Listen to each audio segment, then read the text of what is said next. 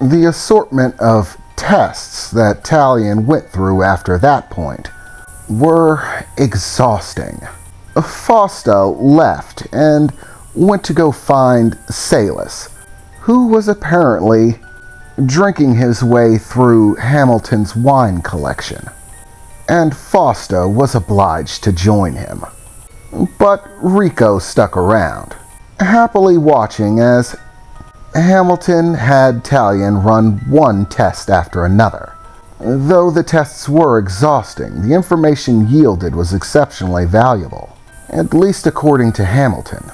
The first thing that they discovered was that trying to make some sort of seal that simply had every symbol on it was not going to be functional. This was figured out with a very simple test, in which Talion drew the same seal that he used to cast his usual illusion magic, except with two symbols for what the illusion was supposed to be of. One said bird and the other fish. His job was to try to utilize one, but not the other. However, it was completely ineffective, and the illusion that Talion created was essentially some sort of monstrous birdfish that Rico, for some reason, thought was adorable. And with that very simple test, they were able to confirm that trying to emplace multiple seals and have Talion choose between them was impossible. Not something that could be done. The seal needed to be specific for each spell, the same as it normally does. There was no skipping over the steps for that. And the rest of the battery of tests seemed to be angled at trying to decipher Talion's ability to cast seals by placing them on his body at all. So, these were performed by having Talion cast the illusion spell repeatedly, whilst Hamilton checked him over with a myriad of different magical sights, spells that he cast to enhance his visual abilities, allowing him to see different facets of Talion while he was casting the spell. He also used many different implements, spy glasses and magnifying glasses that seemed to be of a magical nature, things that he had collected throughout his years and stored within his vault. But at last, Hamilton came to a final conclusion on Talion's abilities. "Okay, it appears we're done," Hamilton said as he turned around to face Talion, pulling up a chair and sitting inside of it. "Well, that was an exceptional amount of work. However, the results are all worth it. Quite frankly, it's astonishing. I've never seen anything like it. To be honest, you have a bit in common with me, Talion." "What?" Talion said, as he was using a rag and a special substance that Hamilton had given him to wash the ink from his hand. "What do you mean I have something in common with you?" "Well, I've never seen it in anyone aside from other wraiths like myself. But your soul and your spiritual core are separate. Still connected, not completely severed like mine, but there is a separation nonetheless. Your soul isn't actually contained within your physical body. It's somewhere else." "What?" Talion said, feeling very frightened at Hamilton's line of conversation. What do you mean my soul is somewhere else? I need a soul. Everyone needs a soul, right?" Talion said frantically. "Calm down, young man," Hamilton said, adjusting his glasses a bit with one hand as he reclined into his chair. "I assure you, you do have a soul. It's just not directly in your body." "So, where is it? It seems kind of important to know where your soul's at." "You're still panicking. I told you to remain calm. Take some deep breaths. You'll deal with it," Hamilton said, giving a stern look to Talion, who tried to do as he was asked, trying to breathe deeply and slowly. Okay, I'm not freaking out. My soul just isn't in my body. So, would you mind telling me where it is? Taleon asked, trying to be as calm as he could, hoping that this time Hamilton would actually answer. Well, that's the interesting part, Taleon. Your soul actually resides within the ethereal plane of existence. It's like an extra layer to the world. The ethereal realm exists in all realms, in all places, in all times, and yet it is abstract from all of them, simply layered on top of everything that exists everywhere. It is constantly there, and yet no one can perceive it without some sort of magical instrumentation, boon or enhanced sight, special demonic abilities or supernatural ones. That is actually where your soul resides. You see, interestingly enough, your soul is larger than your body. What? How can that even work? It can't, normally. Normally, a soul has to reside within the body, and thus, one's spiritual form cannot greatly differ from one's physical form. Even in the case of werewolves, whose spiritual bodies are different than their physical bodies, swapping places between them, which one resides within the spiritual plane and which one resides within the physical.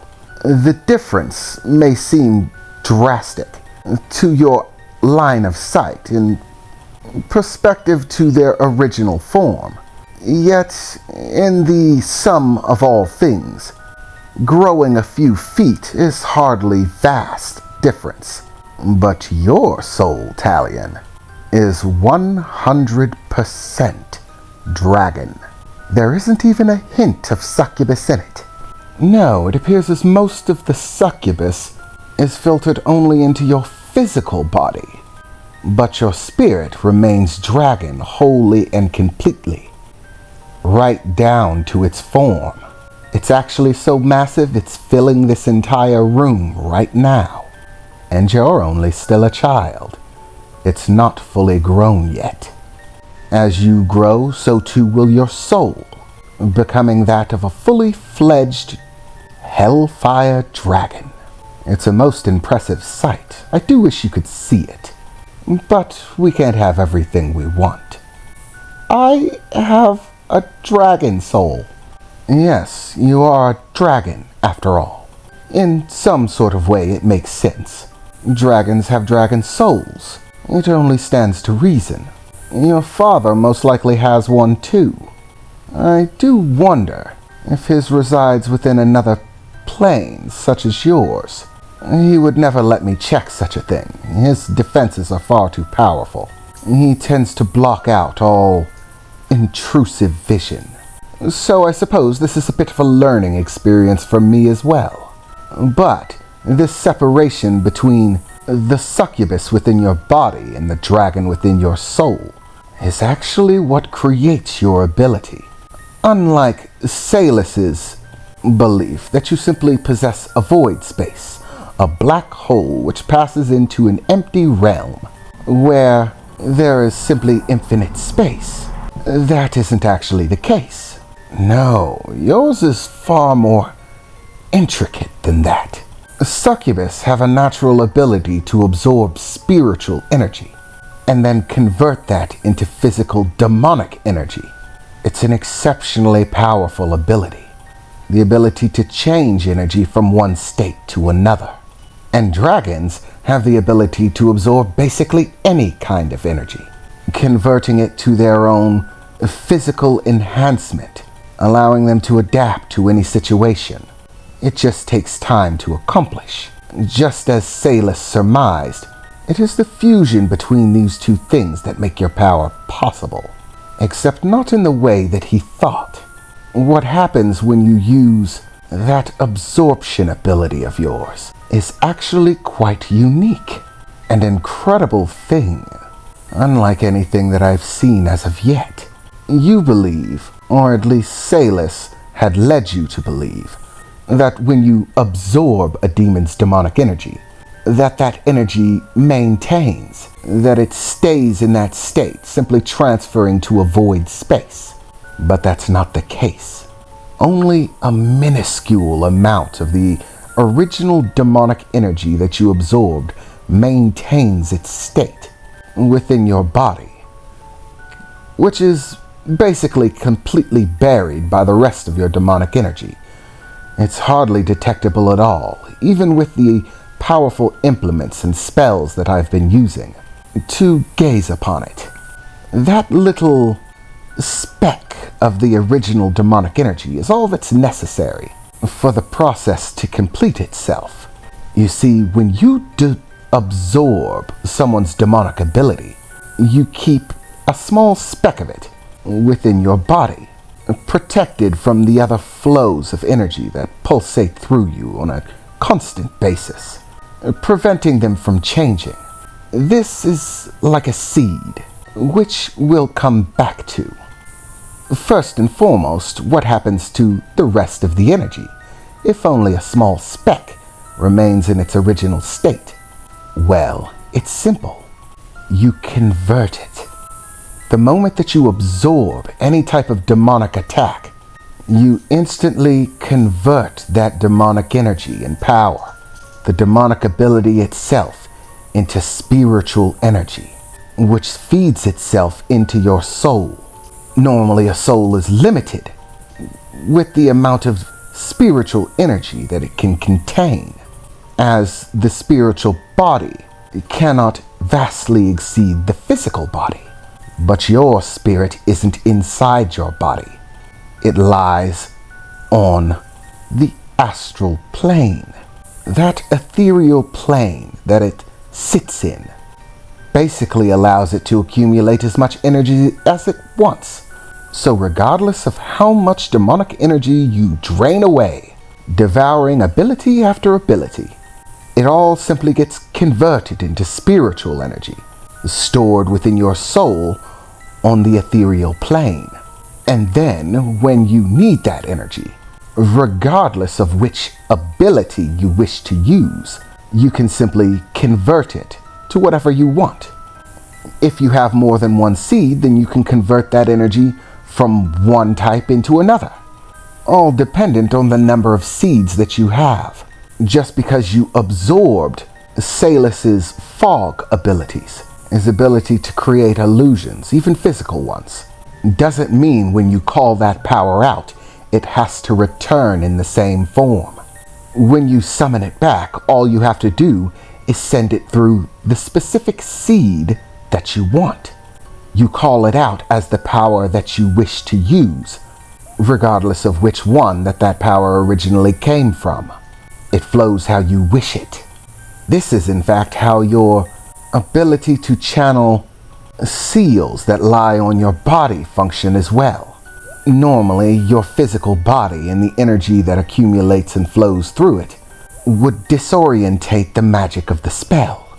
But by placing the seal on your body and the magical energies of the seal attempting to imbue themselves within your physical form, the same ability activates, transferring the energy that you're trying to imbue into the seal into spiritual energy, storing it within your soul, and then immediately calling it back. But not in its original state, but in the refined state that you wish it to be in, the kind that's necessary for the spell. In terms of technicality, you're adding a step to the spell, but in terms of functionality, this vastly decreases the amount of time it takes to actually accomplish the spell. It's astonishing. I've never seen such an example. Such magnificent abilities. One day you will sit on the throne of Matara, and I have no doubt that you will be the strongest king who has ever sat there. Your abilities will carve your name into the annals of history. I find it an honor to be able to train you at all, to make a small footnote in the history of the demon world to be. I will, of course, keep these secrets to myself, as you should not share them freely with others. Knowledge of your abilities may lead to confrontation with others, who might seek to find a way to gain those powers for themselves. It is best to keep it to yourself. Tell no one that you cannot trust with your life. But as for the time being, the tests are complete. I'm glad to say that we're done for tonight. And now the exciting part begins. You get to go off to bed. Meanwhile, I, on the other hand, Hamilton said, a smile on his face. He was practically beaming. Flowing out was a feeling of exhilaration, as if he just couldn't wait. He was practically glowing. In fact, not just practically, he was. A thin, pale green glow beating off of him. Yes, I must do everything possible to make your training as effective as possible. Allow you to utilize your abilities as effortlessly as needed. I shall spare no expense, make no waste, and leave no stone unturned. Believe you me, Taleon, by the next time we speak tomorrow when your training commences, I will have a fully fledged plan for your training and a way to maximize those abilities of yours.